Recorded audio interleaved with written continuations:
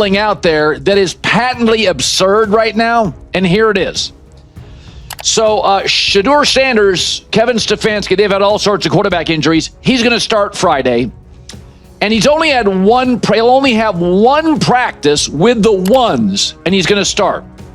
And this is now being called sabotage, and this is not just like crazy internet dweeb. It's like network people. It's sabotage. Cleveland doesn't want him to succeed. Okay, let's start with this. The NFL media just crossed a line that has Colin Cowherd absolutely furious. They're spreading conspiracy theories about Shedeur Sanders getting sabotaged by the Cleveland Browns, and Colin is calling out every single network person pushing this ridiculous narrative. But here's the twist nobody saw coming. While the media tries to tear down Coach Prime's son, Colin just dropped the most explosive defense of Shedeur that reveals exactly why Cleveland wants him to succeed. This isn't just about one practice with the first team. This is about exposing how the sports media machine operates when a Sanders is involved. Look, I'm going to be real with you right now. What just happened to Shedeur Sanders in the media this week is exactly why I can't stand the current state of sports journalism. And Colin Cowherd, he just went nuclear on everyone spreading these lies. You see, the narrative floating around is that Cleveland is setting up Shedeur to fail. The conspiracy theorists are saying that giving him only one practice with the first team before his start is some kind of organizational sabotage. And this isn't coming from random Twitter trolls. We're talking about network people, legitimate media personalities pushing this garbage. But here's what they don't want you to know. Colin Cowherd just destroyed this entire narrative with facts that nobody wants to talk about. And when I tell you what he revealed about Cleveland's real plan for Shedeur, you're going to understand why this young man is about to shock the entire NFL world. Well, rich dad, famous dad, let's give him a little turbulence. Let's give him a little challenge here. So if Kevin Stefanski, and I don't think that's the reason they're doing it, but I could absolutely see a coach saying, famous, rich. I mean, wasn't it Shedeur who called himself legendary in the draft room? Let's see if he is. But the idea at some level of sabotage. Maybe Kevin wants to just see what his speed limit is. The other part of this that's ridiculous is... First, let's address the elephant in the room. Cowherd didn't hold back when he talked about the rich dad, famous dad situation.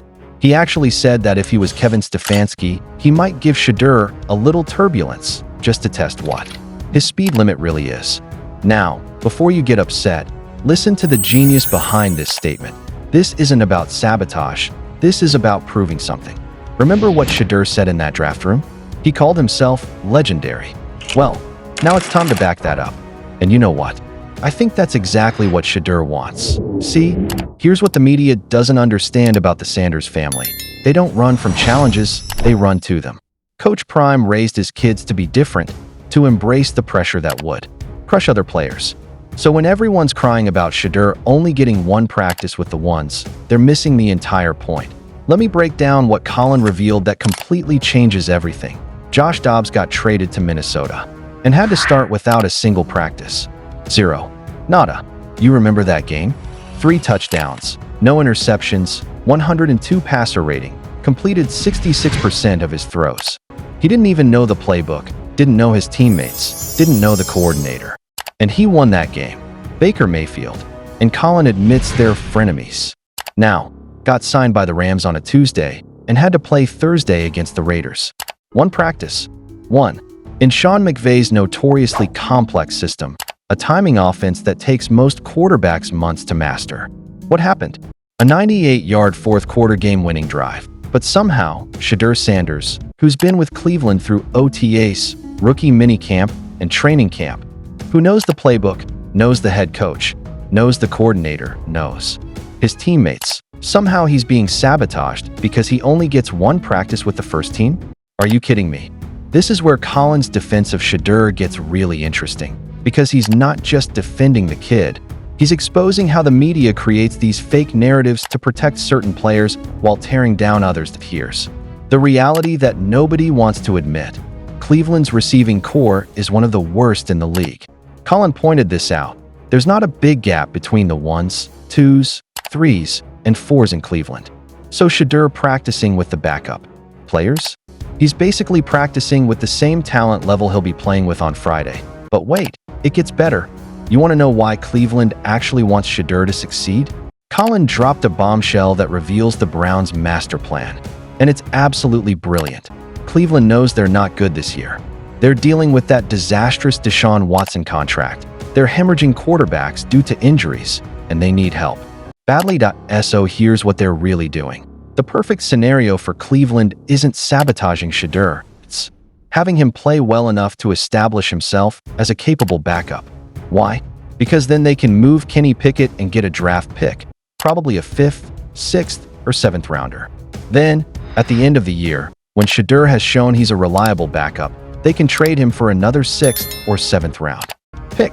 Those extra picks? They need them to make a move for Arch Manning next year. Think about it. Cleveland could potentially win 5 games, get the number 2 pick, and then have extra ammunition to trade up and get Arch Manning. That's their real plan. And guess what?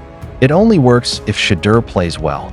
This is the same strategy Denver used with Bo Nix when they were dealing with that Russell Wilson dead cap money. Oh, Bo Nix is good and he's mostly free? Problem solved.so. This idea that Kevin Stefanski is trying to sabotage Shedeur? It's not just wrong. It's the opposite of what's actually happening. Kevin Stefanski is trying to save his job. The owner in Cleveland, Jimmy Haslam, is notoriously impulsive. There are Nick Saban rumors floating around, and there's a connection between the Mannings and Saban. Stefanski needs Shedeur to succeed, because if this season goes sideways, he might be the one getting sabotaged right out of a job. But here's where this story gets really spicy. Colin compared this to what happened with Brock Purdy in San Francisco. Remember? Purdy was 3rd string, then Trey Lance wasn't good, so he became 2nd. Then Garoppolo gets hurt in a game, and suddenly, he's thrust into the starting role mid-game. He had no reps with the ones. None. What happened? He took advantage of the opportunity. That's what great athletes do. They have that level of arrogance and belief that makes them see challenges as opportunities. And you know what? I think Shedeur has that exact same mindset. The great ones don't complain about the circumstances. They use them as fuel. They use them as motivation. They use them to prove all the doubters wrong. This brings us to a crucial point that everyone's missing. The media is creating this sabotage narrative because they want to give Shedeur an excuse before he even plays. They're setting up the storyline. Well, of course he struggled. Cleveland sabotaged him. It's protective coverage disguised as outrage. But Shedeur doesn't need their protection. He doesn't need their excuses. He needs exactly what Cleveland is giving him. A chance to prove that he's legendary. Colin nailed it when he said the great ones would consider this an amazing opportunity. And he's probably right that Shedeur does see it that way, because that's how winners think. Now, let's talk about what this really means for Friday night. Shedeur is walking into a situation where the expectations are low, but the opportunity is massive. If he plays well against Carolina, and let's be honest, Carolina's defense isn't exactly the 1985 Bears, he immediately establishes himself as a legitimate NFL quarterback. The media narrative becomes, despite being sabotaged by Cleveland, Shedeur Sanders proved he belongs in the NFL. But the reality is, Cleveland gave Shedeur Sanders the exact opportunity he needed to show the world what he can do. See the difference? This is about more than one preseason game. This is about Shedeur Sanders proving that all the hype, all the confidence, all that legendary talk wasn't just bluster. This is his moment to show that Coach Prime didn't just raise a social media star. He raised a legitimate NFL quarterback. And here's what I think is going to happen. Shedeur is going to ball out on Friday. Not because Cleveland is setting him up to succeed, not because they're giving him easy opportunities, but because he's been preparing for this moment his entire life. The kid has been in the spotlight since high school.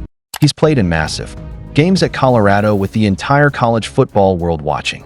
He's dealt with pressure that would crush most players. You think one practice with the first team is going to rattle him? Please. This is exactly the kind of situation where Shedeur thrives. When everyone's counting him out, when the media is making excuses for him before he even takes a snap, when the conspiracy theorists are creating drama out of thin air, the Sanders family doesn't run from that energy. They feed off it while Colin Cowherd is out here destroying these ridiculous media narratives and calling out the network people spreading conspiracy theories. Shedeur is probably somewhere studying film and getting ready to remind everyone why he called himself legendary in the first place. Because here's the truth that nobody wants to admit. Cleveland isn't trying to sabotage Shedeur Sanders. They're giving him exactly what every young quarterback dreams of, a chance to prove he belongs. The question isn't whether Cleveland wants him to succeed. The question is whether Shedeur is ready to seize this opportunity and show the world that sometimes the hype is real. And based on everything we know about this kid, based on how he was raised, based on the confidence he carries himself with, I think we're about to find out that all those people calling this sabotage are about to look very, very foolish. What do you think? Is the media creating fake drama around Shedeur Sanders? Or does Cleveland actually have ulterior motives? Drop your thoughts in the comments below. And if you want more honest takes that cut through the media noise, make sure to hit that subscribe button and ring the notification bell. Trust me, you don't want to miss what happens next in this story.